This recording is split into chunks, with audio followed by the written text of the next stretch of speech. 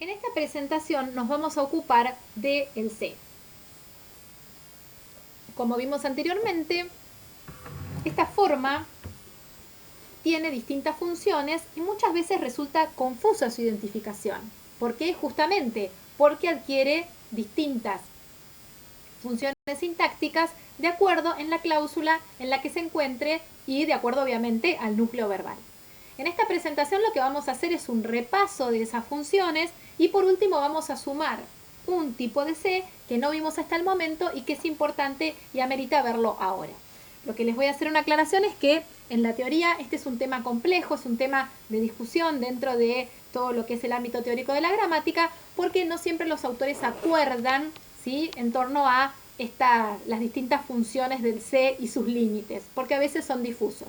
Obviamente, en este caso y para hacer este video, hemos hecho una simplificación. Acá tenemos todos los tipos de C que vamos a ver. C reflexivo, que es el que analizamos en las cláusulas reflexivas, C recíproco, que es el que analizamos en las cláusulas recíprocas, el C cuasirreflejo, que es el que analizamos en las cláusulas cuasirreflejas, el C impersonal, el C pasivo, y vamos a agregar un C, ¿sí?, que es muy fácil de comprender, que es el C que funciona como pronombre personal, el que se denomina C sustituto. Vamos a repasar las características del C reflexivo, que es un C que ya vimos. Bien, teníamos como ejemplo el gato se lame. Habíamos dicho que esa es una cláusula reflexiva que tiene un C y ese C cumple función de objeto directo. ¿Qué características tiene el C reflexivo? Bueno, el C reflexivo hay un agente animado, es correferencial con el sujeto, cumple función de objeto directo, objeto indirecto, dativo posesivo, admite refuerzo y es paradigmático. ¿Qué significaba esto de ser paradigmático? Significa que pasa por todas las personas. Yo me peino, vos te peinás, él se peina, nosotros nos peinamos, ustedes se peinan, ellos se peinan. ¿Sí? Eso significa. Y esas son las características del ser reflexivo. Vamos con el ser recíproco. El ser recíproco lo vimos a propósito de las cláusulas recíprocas. Vimos este ejemplo. Ciro y Brillo se dan la pata. Habíamos acordado que ese C primero era un objeto indirecto y que el segundo era un objeto directo, pero que en caso de que no hubiera objeto indirecto, el primer C pasa a ser objeto directo. Vamos a ver ahora cuáles son las características, ¿sí?, en forma resumida, del ser recíproco. El ser recíproco puede ser agente o experimentador, tiene que estar formando parte de una construcción cuyo sujeto sea múltiple, es correferencial con el sujeto, al igual que el C reflexivo, y la función que tiene es de objeto directo o de objeto indirecto. Admite refuerzo y también es paradigmático, como el C reflexivo. Vamos a ver otros de los C que vimos, que es el C cuasirreflejo, que lo vimos a propósito de las cláusulas cuasirreflejas. El gato se durmió. ¿Sí? Eventos que pasan solos. El gato se durmió. Cuasirreflejo no tiene función. Vamos a ver cuáles eran las características de este C cuasirreflejo. ¿Cuáles son las características de este C cuasirreflejo? Bueno, que no hay agente justamente porque son generalmente acciones voluntarias o donde no hay intervención de un agente. No cumple función porque se llama signo de cuasirreflejo y es paradigmático. ¿Qué significa que es paradigmático? Bueno, que atraviesa por las distintas personas del paradigma. Yo puedo decir, yo me duermo, ese me es signo de cuasirreflejo, vos te dormiste, él se duerme, nosotros nos dormimos, ustedes se duermen, ellos se duermen, y en todos los casos esas funciones son todas signos de cuasirreflejo. También tenemos el C impersonal, que lo vimos a propósito de las cláusulas impersonales, ¿sí?, y que es un C que tiene también algunas características que son diferentes al resto de los C.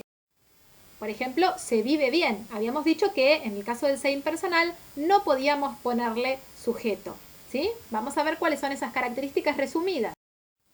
Entonces, el C impersonal no tiene sujeto, está fijo en la tercera persona del singular, solo puede tener objeto directo con preposición a y no es paradigmático. Quiere decir que aparece solamente como C y se va a rotular como signo de impersonal, o sea, SI.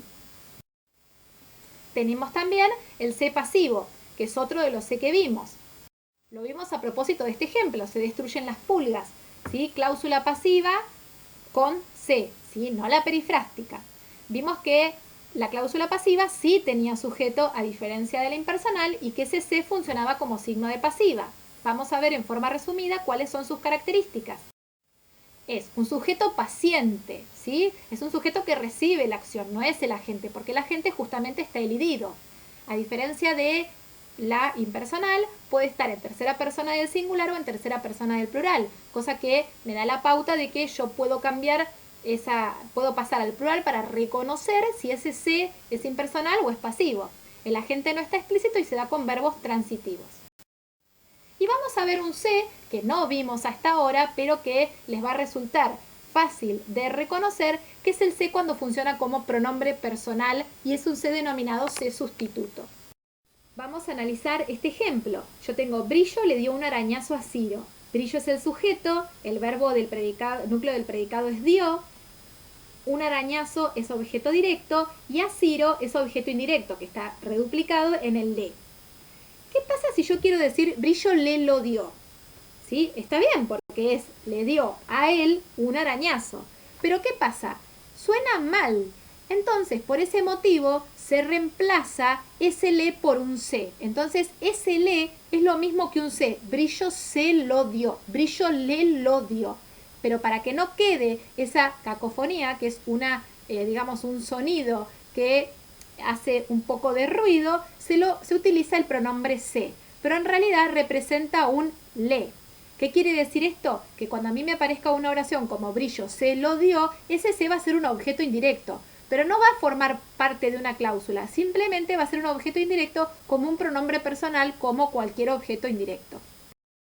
En este caso se llama variante morfológica condicionada, que está condicionado por el contexto, no es correferencial con el sujeto, precede siempre al crítico de tercera persona y su función es ser objeto indirecto. Bueno, espero que les haya encantado ver todas las funciones del se. ¿A qué los invito? Pueden volver al inicio y ver el video 57 donde están todas las funciones sintácticas, o lo que sería muy recomendable es volver a ver este video del se en relación con las cláusulas que llevan se, como la cláusula reflexiva, la recíproca, la cuasirrefleja, la impersonal con se y la pasiva con se. Bueno, espero que hayan disfrutado de este video.